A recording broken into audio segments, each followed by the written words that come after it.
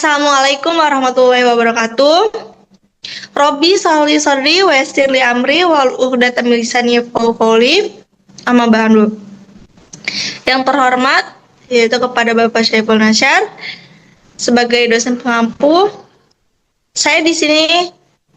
Izinkan saya di sini untuk memperkenalkan diri. Saya Furmanti Komara dengan NIM 5223153. Saya akan mempresentasikan guna mengerjakan tugas individu yang berjudul Resilience Training. Ya, jadi apa itu Resilience Training? Yaitu adalah pelatihan yang dirancang untuk membangun ketangguhan mental dan emosional individu, khususnya di lingkungan kerja agar mampu menghadapi stres, tekanan, dan perubahan dengan efektif serta tetap produktif.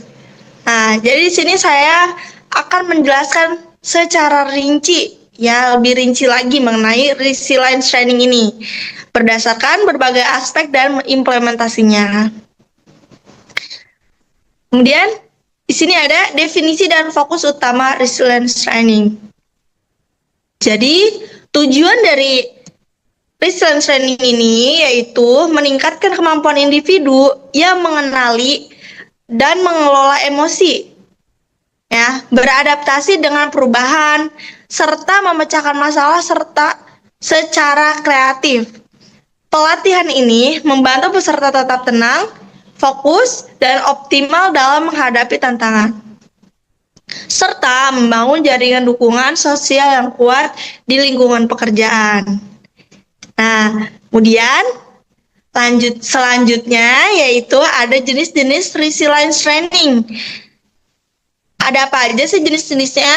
Nah, di sini saya akan jelaskan. Yang pertama yaitu ada Emotional Resilience Training, yaitu adalah suatu kefokusan pada pengelolaan emosi, pengendalian diri, ketekunan, kemudian pemikiran fleksibel, dan pengembangan hubungan interpersonal yang sehat.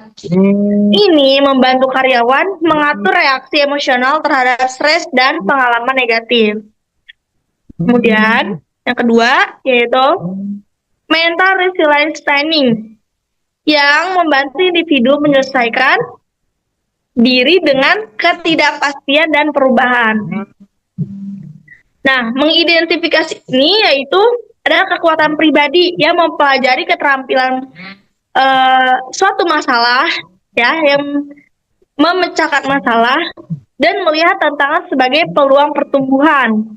Kemudian yang ketiga yaitu Social Resilience Training, yaitu adalah fokus pada kemampuan kelompok untuk gangguan dan membangun kepercayaan rasa hormat serta kebersamaan melalui aktivitas team building dan dialog terbuka. Nah, kemudian di sini yang terakhir ada Physical Resilience Training, yaitu bertujuan memperkuat fisik agar mampu menangani tuntutan fisik dan perubahan yang secara keseluruhan meningkatkan pengalaman kerja. Nah, kemudian di sini saya akan menjelaskan cara-cara untuk menerapkan Resilience Training di perusahaan atau di tempat kerja ya, teman-teman. Yaitu yang pertama, Resilience Training itu bisa dapat memahami karyawan dengan cara melakukan survei atau diskusi kelompok untuk mengetahui pemicu stres dan tantangan spesifik yang dihadapi karyawan. Itu. Nah, sehingga pelatihan dapat disesuaikan dengan kebutuhan nyata. Itu ya. Terus kemudian yang kedua ada menetapkan tujuan. Nah, menetapkan tujuan ini yaitu kita bisa menentukan sasaran pelatihan berdasarkan data dan metrik produktivitas agar hasilnya terukur dan dapat dipertanggungjawabkan. Seperti itu. Kemudian yang ketiga yaitu dukungan kepemimpinan. Ya, jadi caranya itu salah satunya juga dapat komitmen dari pemimpin dan manajemen untuk memberikan dukungan penuh terhadap pelaksanaan pelatih agar berdampak maksimal. Kemudian metode pelatihan, ya bisa juga menggunakan workshop yang salah satunya interaktif atau role play, studi kasus dan coaching untuk meningkatkan pemahaman dan keterampilan peserta dan praktis. Ya, itu dengan cara praktis ya kalau kayak gitu. Kemudian di sini yang terakhir ada pengguna teknologi. Nah, apa sih manfaatnya? Nah, manfaat dari pengguna teknologi yaitu kita bisa memanfaatkan aplikasi meditasi ya atau berdiam diri dan bisa juga dengan jurnal mindfulness dan platform pembelajaran digital untuk belajar berkelanjutan dan refleksi diri. Ya, itu cara-caranya. Kemudian di sini saya akan menjelaskan strategi dan teknik dalam resilience training. Nah, di sini strateginya dan tekniknya itu pertama pengenalan diri dan kesadaran emosional.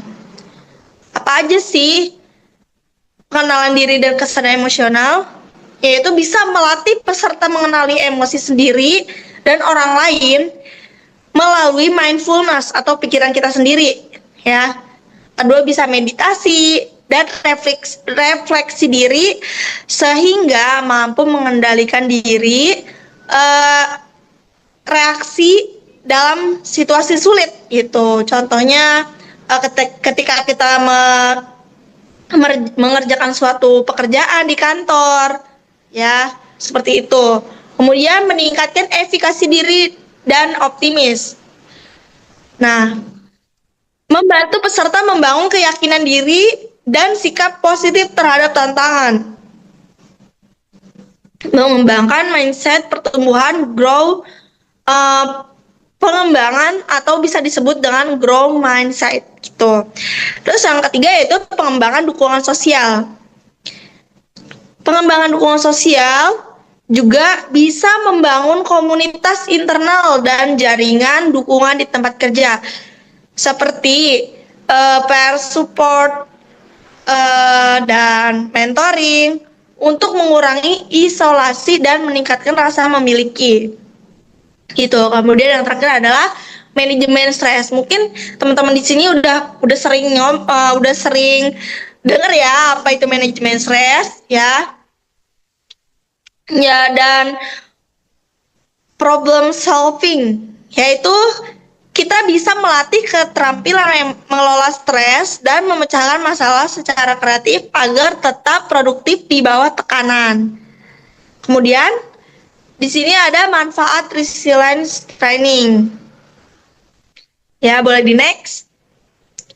Manfaatnya yaitu pertama, kita bisa membantu karyawan tetap produktif dan terinovasi meskipun menghadapi tekanan dan kegagalan ya. Jadi dengan cara ini tuh karyawan bisa semangat gitu, bisa banyak ide-ide baru ya.